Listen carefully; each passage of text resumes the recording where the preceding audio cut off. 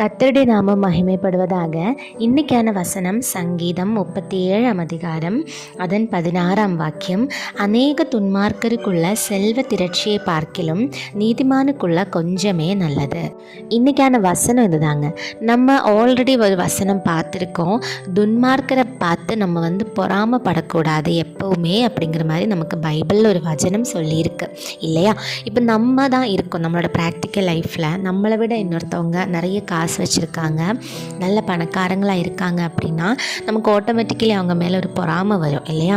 நம்ம நினைப்போம், ஐயோ அவங்கெல்லாம் நிறைய காசு வச்சுருக்காங்க, நம்மக்கிட்ட இதெல்லாம் இல்லையே அப்படிங்கிற மாதிரி நம்ம யோசிப்போம் இல்லையா? ஆனால் பைபிள் சொல்கிறபடி அது கிடையாது.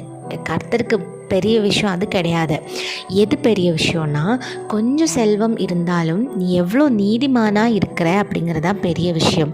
அவங்க கையில் எவ்வளோ காசு இருந்தாலும் அவங்க துன்மார்க்கன் அப்படின்னா அதனால் எந்த யூஸும்